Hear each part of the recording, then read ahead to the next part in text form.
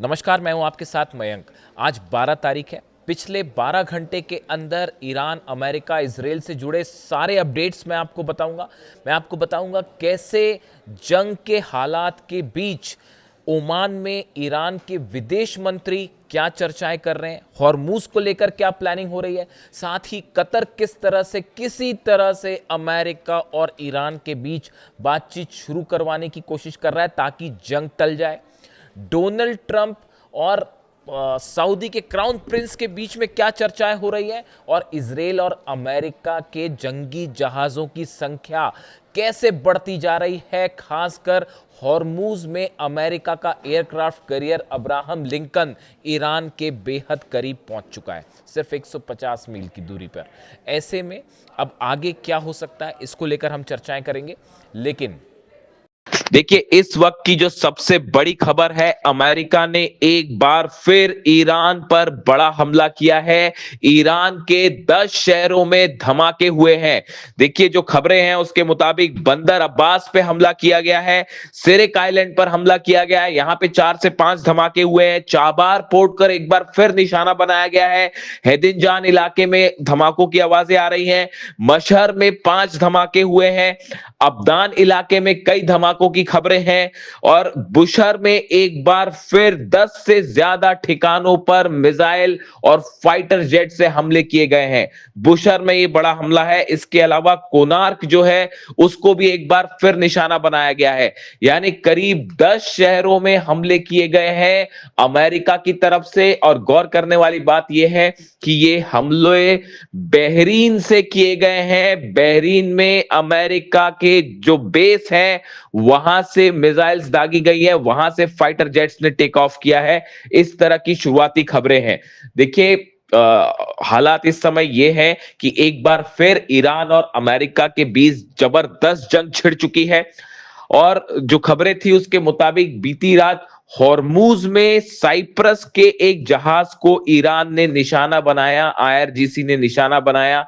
Iran का कहना था कि ये साइप्रस का फ्लैग वाला जो जहाज था ये गलत तरीके से हॉर्मूज पार करने की कोशिश कर रहा था। जो रास्ता ईरान ने बताया है, आईआरजीसी ने बताया है, उसको बाईपास करते हुए एक बार फिर ओमान के करीब से ये जहाज ने हॉर्मूज को पार करने की कोशिश की, जिसकी मनाही कर रखी है ईरान ने। जिसका नतीजा ये हुआ कि आईआरजीसी ने इसके ऊपर मिसाइल अटैक किए और ये जहाज धू धू कर जलने लगा। इस पर कई क्रू भी मौजूद हैं जिनके रेस्क्यू का काम इस समय जारी है।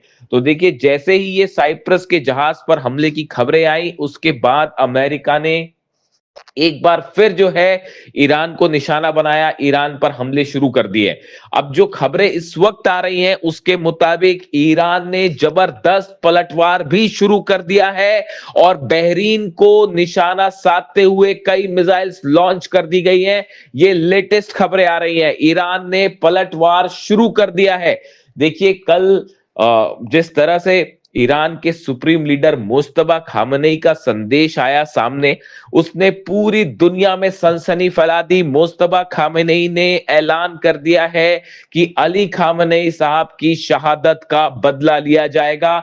ईरान में जिन लोगों को शहीद किया गया है उनके कत्ल का, उनके खून का बदला लिया जाएगा। सबकी नजरें इस बात पे थी कि मुस्तफा खामनेई की तरफ से क्या संदेश आएगा। देखिए, अली खामनेई साहब की को सुपुर्दे खाक करने के बाद जो है कल दुआओं का दौर पूरे ईरान में देखा गया। अगले कई दिनों तक जो है दुआओं का ये दौर चलता रहेगा। कई जगह सभाएं हुई। इसी बीच जो है मुस्तफा खामनेई साहब का बयान सामने आया जिसमें उन्होंने कई बड़ी बातें कही। देखिए, उन्होंने जो पहली बड़ी बात कही वो बड़ी बात ये थी कि अली खामनेई साहब ने जो रास्ता दिखाया है उसी रास्ते पर अब ईरान आगे बढ़ेगा। उन्होंने कहा कि इमाम हुसैन ने हमें जो रास्ता दिखाया उस रास्ते पे हम आगे बढ़ेंगे। यानी उन्होंने इमाम हुसैन का भी जिक्र किया। और तीसरी बड़ी बात उन्होंने ये कही कि अली खामनेई साहब की शहादत का बदला ईरान मांग रहा है और मेरी कौम इस बदले को पूरा करेगी चाहे जो करना पड़े। देखिए ये बहुत बड़ा संदेश था जिसके बाद पूरी दुनिया में जो है वो ये खबरें छा गई कि मुस्तफा खामेनी की तरफ से ये ऐलान हो गया है कि हम हत्यारों से बदला लेंगे। उन्होंने नाम नहीं लिया लेकिन सीधा इशारा डोनाल्ड ट्रंप की तरफ था। डोनाल्ड ट्रंप जिस तरह से बार-बार ये कह रहे हैं कि मेरे पे हमला हो सकता है और अगर मुझे कुछ हुआ तो मिसाइल दाग दी जाएंगी, इस तरह के बयान कल डोनाल्ड ट्रंप की तरफ से सामने आए।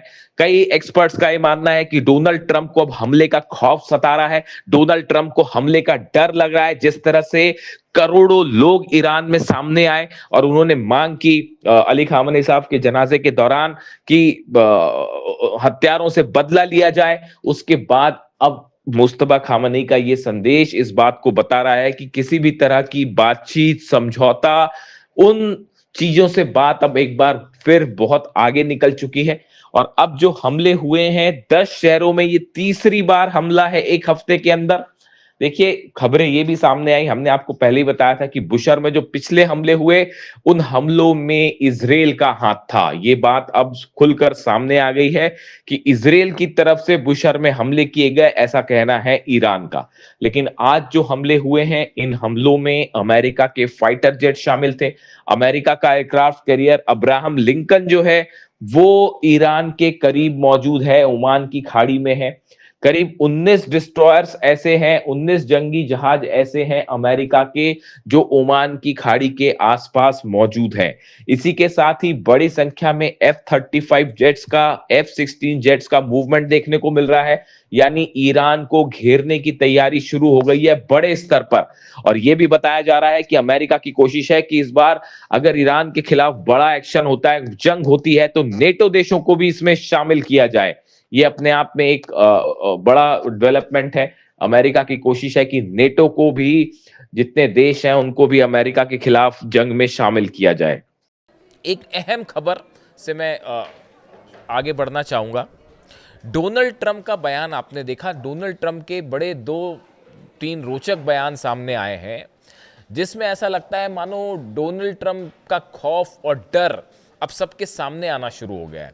वो ये कह रहे हैं कि अगर मुझ पर हमला हुआ तो 1000 मिसाइल्स ईरान पर दाग दूंगा। ये बयान आपने कल सुना होगा कि उन्होंने सोशल मीडिया पर लिखा कि मैंने अमेरिका की सेना को आदेश दे रखा है कि अगर मेरे पे हमला होता है तो उसके बाद ईरान पर कैसे हमले किए जाएंगे, 1000 मिसाइल्स दाग दी जाएंगी, कई साल तक हमले किए जाएंगे, हम ईरान का नामो निशान मिटा देंगे। इस तरह की बातें उन्होंने की। तो बड़े सारे एक्सपर्ट्स जो एनालाइज करते हैं डोनाल्ड ट्रंप, उनका कहना है, उनका ऐसा मानना है कि अब ये क्या डोनाल्ड ट्रंप का डर सामने आ रहा है, डोनाल्ड ट्रंप को खौफ है किसी चीज़ का। बताया जाता है मोसाद ने इनपुट दिया, जैसी खबरें चल रही थी कि मोसाद की तरफ से इनपुट आया और नेतन्याहू ने ये जानकारी दी डोनाल्ड ट्रंप को कि ईरान जो है वो हमला कर सकता है, डोनाल्ड ट्रंप को निशाना बना सकता है। उसके बाद इस तरह की तमाम बातें अमेरिका में भी उस पर चर्चाएं शुरू हो गई हैं।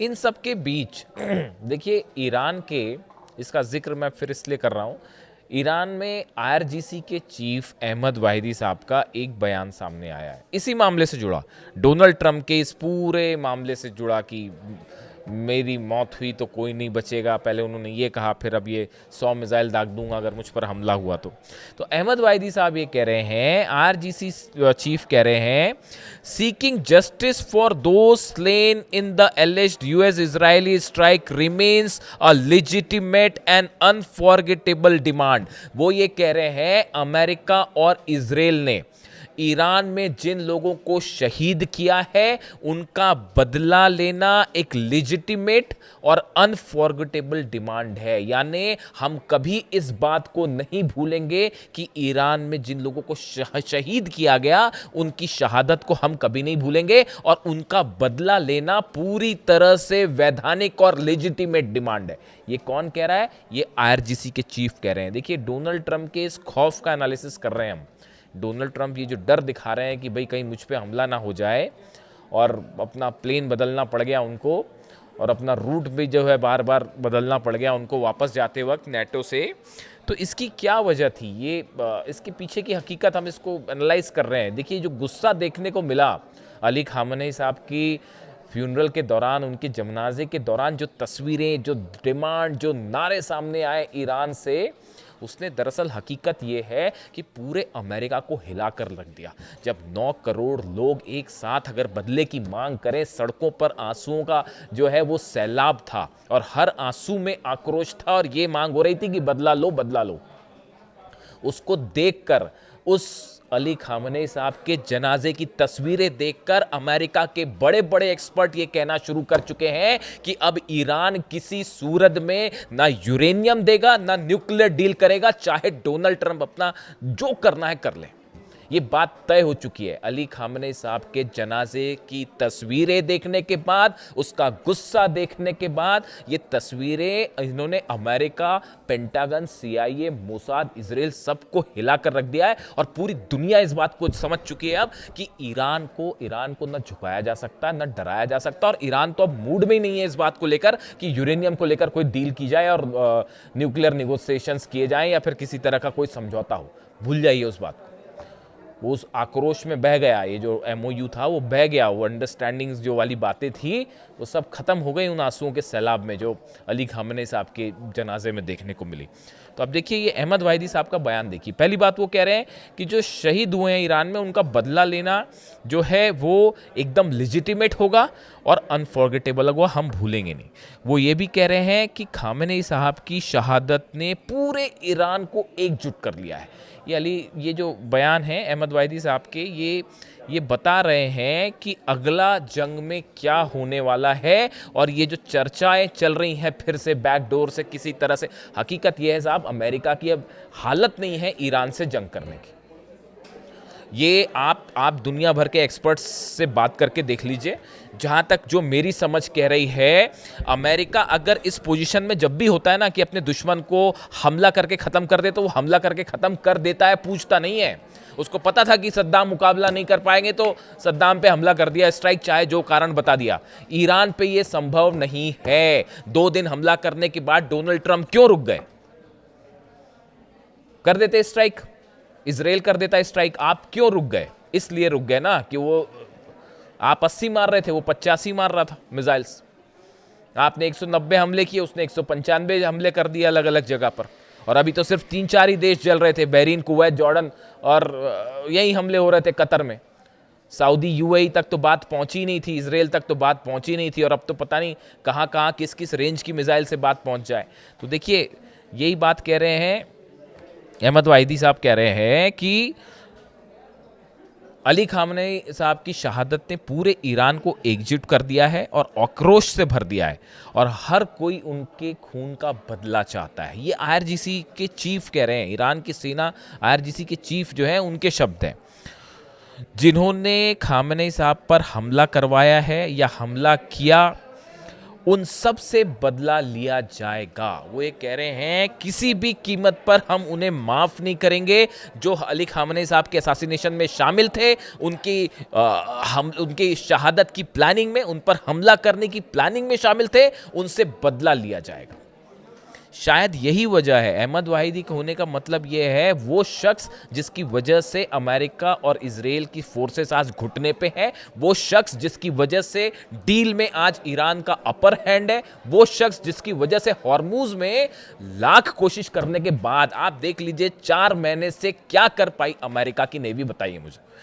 मेरे को इस तरह के कई बार कमेंट्स आते हैं, मेरे ऊपर आरोप लगते हैं कि भाई आप जो है वो फेवर कर रहे हो ईरान का, या आप इस तरह की कई बार मेरे पे कुछ दर्शकों के कमेंट होते हैं। आप बता दीजिए दुनिया की सबसे बड़ी नेवी फोर्स हॉर्मूज में क्या कर पाई, बताइए। एक अकेला देश है ईरान, सब अगेंस्ट, पूरे अरब देश अगेंस्ट खड़े हैं, इजराइल अगेंस्ट खड़ा है, अमेरिका जो है वो इतनी बड़ी फोर्स लेके, आप 2-2 एयरक्राफ्ट कैरियर लेके आए, एक जल के चला गया ना साहब वापस। क्या कर पाए आप? हॉर्मूज में क्या बिगाड़ पाए ईरान का, बताइए। आज भी ये हालात है कि जब ईरान का मन होता है वो जहाज़ों को ठोकता है। देखें ना कैसे दुबई का UAE का जहाज़ ठोका और कैसे सऊदी का जहाज़ ठोका। तो आप ये बताइए कि क्या कर पाए आप हॉर्मूज में? अरे आप हॉर्मूज में कुछ नहीं कर पाए, तेहरान में अंदर घुस के ईरान पे क्या बम्बार्डमेंट करोगे? बच्चा भी जानता है साहब, जो डिफेंस एक्सपर्ट होता है ना, बच्चा भी जानता है कि एयर स्ट्राइक्स करके किसी को आप नहीं हरा सकते। छोटे छोटे बच्चे भी डिफेंस के जो पढ़ाई करते हैं वो भी इस बात को समझते हैं एयर स्ट्राइक से कुछ नहीं, आपको बूट्स ऑन द ग्राउंड रखना पड़ेगा, आपको जमीन में घुस के अंदर ईरान पर स्ट्राइक करनी पड़ेगी, जिसके लिए डोनाल्ड ट्रंप तैयार नहीं है। अमेरिकन एक्सपर्ट्स ने बता रखा है कि अगर आप एक्शन करते हैं, ग्राउंड एक्शन करते हैं ईरान में, तो उसमें कैजुअलिटी होगी। अगर आप 100 सोल्जर्स भेज रहे हैं तो 35 मारे जाएंगे साहब। इसीलिए बूट्स ऑन द ग्राउंड्स नहीं हो पा रहा है। अब जो डोनाल्ड ट्रंप कह रहे हैं कि ये जो बार बार इस बात की चर्चाएं हो रही हैं कि भाई अगर मेरे पे हमला होता है, मेरी मौत होती है, तो मैं ऐसा कर दूंगा वैसा कर दूंगा, उसी को लेके अहमद वाहिदी साहब ने इसका जवाब दिया है। कुछ खबरों की तरफ आते हैं। देखिए, ओमान में बड़ी बैठक हुई है, ईरान के विदेश मंत्री ओमान की यात्रा पर हैं, वहाँ पर तमाम चर्चाएं हुई हैं, हॉर्मूज़ के मैनेजमेंट को लेकर तमाम चर्चाएं हुई हैं। लेकिन देखिए, हॉर्मूज़ को लेकर जब भी कोई भी प्रस्ताव होता है, ईरान बड़े समय से इस बात को चाह रहा है कि हम ओमान के साथ मिलकर इसको मैनेज करें। लेकिन हुआ क्या, अमेरिका ने ओमान के साथ मिलकर ही अल्टीमेटली वो बाईपास रास्ता बनाने की कोशिश की ईरान की सेना की बिना जानकारी के, और ईरान ने जहाज ठोके। उसका नतीजा ये है कि ये फिर से हमले हुए, 3 दिन जो हमले हुए।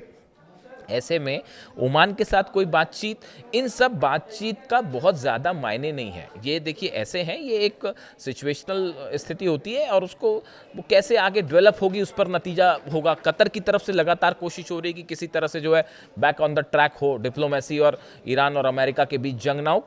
कतर भी उस कोशिश में जुला हुआ है। कतर ने भी अपना डेलीगेशन तेहरान भेज चुका है और वो सबसे मुलाकात हो रही है कि भाई किसी तरह से जंग टाली जाए। कई देश इसमें कोशिश कर रहे हैं। देखिए, इसी बीच एक बेहद अहम खबर ये भी है कि डोनाल्ड ट्रंप ने सऊदी के क्राउन प्रिंस मोहम्मद बिन सलमान से फोन पर बात की और उनसे उन्होंने हॉर्मूज को लेकर, ईरान को लेकर डिटेल में डिस्कशन किया है। अब देखिए हकीकत क्या है, हालात क्या है। मोहम्मद बिन सलमान नहीं चाहते कि ईरान और अमेरिका की फिर से जंग हो। ये बात अब कई सोर्सेस से अलग अलग लेवल पर कंफर्म हो चुकी है। इसकी 2 बड़ी वजह है। मोहम्मद बिन सलमान को ये लग रहा है, पहली बात तो ये लग रहा है कि भाई उनका डिफेंस सिस्टम ऐसा नहीं है कि वो ईरान की खुर्रम शहर, फतेह 2 और बाकी की जो बैलिस्टिक मिसाइल्स हैं उनको रोक पाए। ये बात साफ है। ना थाड रोक पाया, ना पेट्रियट रोक पाया। आपने अभी देखा कि क्या हुआ, किस तरह से जो है कुवैत में जो पेट्रियट सिस्टम लगा हुआ था, जो डिफेंस सिस्टम लगा हुआ था, उसके ऊपर मिसाइल गिरी है, खैबर मिसाइल। तो वो कैसे सऊदी कैसे उसको रोक पाएगा। तो पहली बात तो सऊदी इस बात को जान रहा है कि भाई ईरान से उलझने का कोई मतलब नहीं है।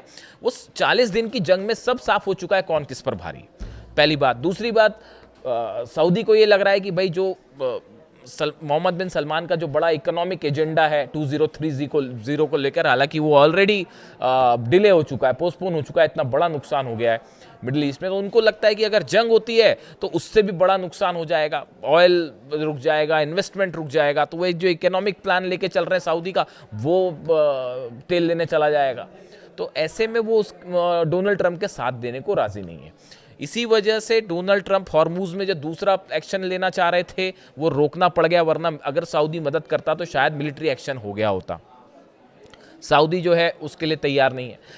अब देखिए इसका तोड़ क्या निकाला गया। ये जो आजकल तुर्की और डोनाल्ड ट्रंप में जो खूब दोस्ती चल रही है, जिसकी चर्चाएं हैं तमाम की, यहाँ तक कि कांग्रेस की मंजूरी नहीं है फिर भी F-35 देने को तैयार है एर्दोगान को और तुर्की को।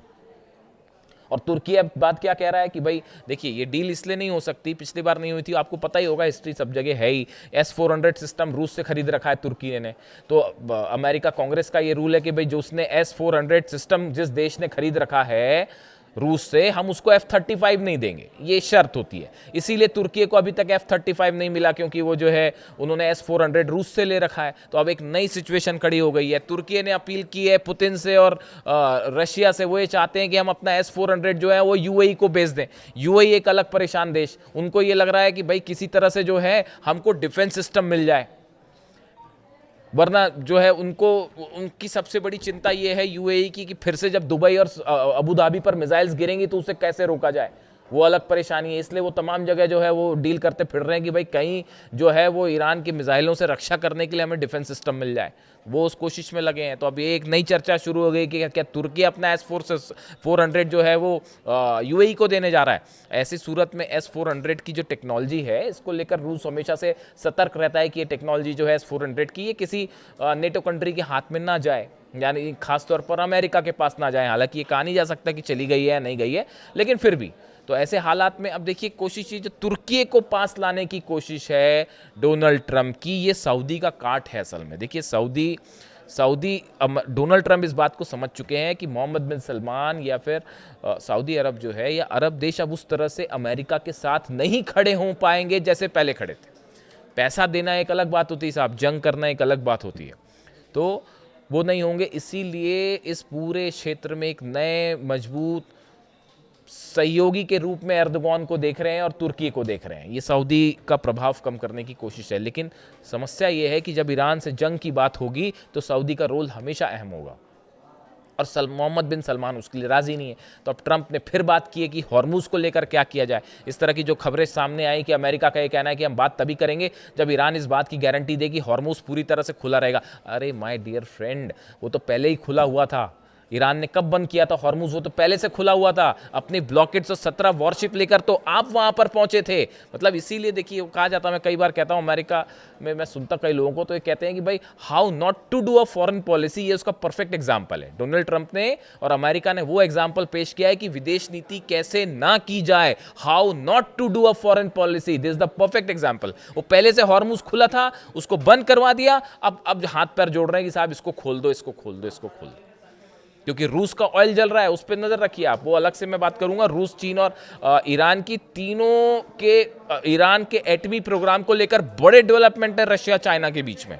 तो सिर्फ डोनाल्ड ट्रंप अपनी प्लानिंग नहीं कर रहे, रूस चीन भी बड़ी मजबूत प्लानिंग में है, उस पर अलग बात करेंगे। तो अभी हालात ये है कि सलमान से बात की है, मोहम्मद बिन सलमान से जो है ट्रंप ने बात की है। हॉर्मूज को लेकर भी अमेरिका कुछ नहीं कर पा रहा। बिना ईरान की परमिशन के हॉर्मूज नहीं खुल सकता, जंग का कोई नतीजा होगा नहीं। ऐसे सूरत में हॉर्मूज फिर से बंद होना तय है। रूस का ऑयल ऑलरेडी जल रहा है, 112 से 13 ऑयल रिफाइनरीज और ऑयल ठिकानों पर हमले हो चुके हैं, तेल की कमी है। ऐसे में अगर ईरान पूरी तरह से हॉर्मूज बंद कर दे, हो गया काम।